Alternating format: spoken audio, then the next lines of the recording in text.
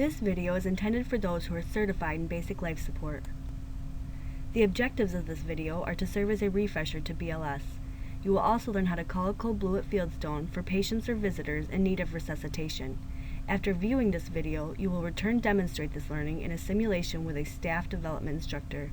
You will have the opportunity to act as both the first and second responder. Mr. Johnson, my name is Tim. I'll be your nurse today. Mr. Johnson? Mr. Johnson? Call blue! Get help to the room. Call out or yell down the hall. On the geriatric floor, you are able to push an emergency call button. Tim, what's wrong? I need a code blue call, please.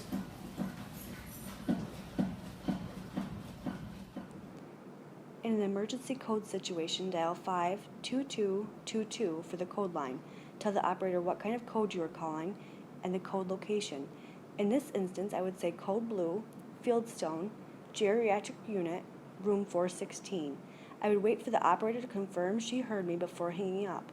Do not hang up without confirmation. The operator will then call the code overhead, alerting other staff to report to the room. The operator will also notify security to report to the Fieldstone entrance and escort EMS to the building. Next, after hanging up with the operator, dial 9911 to contact EMS. Tell them you have a patient arrest, your location, and any other information they may ask.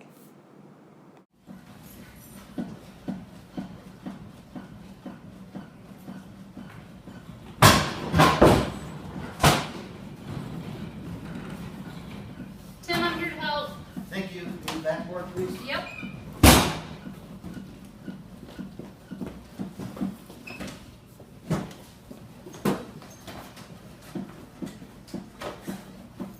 Keep doing compressions.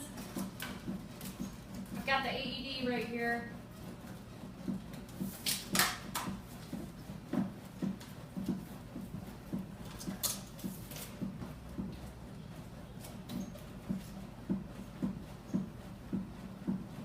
Okay, it's analyzing.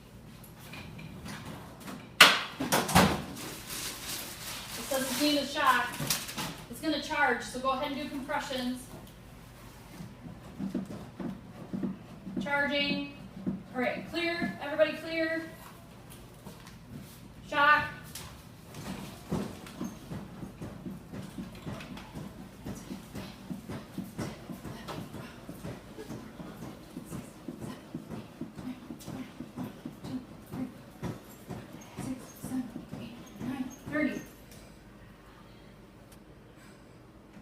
The AED will reanalyze the patient's rhythm every 2 minutes. During this time, switch the person doing compressions. Continue high-quality CPR until EMS tells you to stop. Understand, EMS may need you to continue CPR while they are attaching their defibrillator or starting an IV. So, the key points of this video are that code blue is how you activate the emergency response system at Fieldstone. Dial 52222 for code blue. One more time, dial 52222 for code blue. Next, start high-quality CPR and get the defibrillator on the patient. Electricity saves lives. The defibrillator is crucial to optimal patient outcomes. And what does high-quality CPR look like? It's 30 compressions to 2 breaths. Compressions are 2 inches in depth. They are done at the rate of 100 to 120 compressions per minute. Interruptions in chest compressions need to be under 10 seconds. Compressions should only be stopped for 2 reasons. 1, while the machine is analyzing, and 2, when a shock is being delivered. It is important to continue compressions even when the AED is charging for a shock. If no shock is advised, check for a pulse no longer than 10 seconds before administering CPR. Concerning responders who report to a code, please understand all available staff members need to report to a code. After the first and second responder roles have been established in a code blue, a third staff member should print a copy of the MAR for EMS. A fourth staff member should manage the patients in the unit and ensure they are not crowding the room or in the way of EMS. And finally, after the patient is in the care of EMS and on their way to the hospital, documentation needs to be completed. Focus on the events that led up to the code blue and that the code blue is called. The charge nurse should call the attending physician and Fieldstone's administrator on call. The patient's family or emergency contact should also be notified.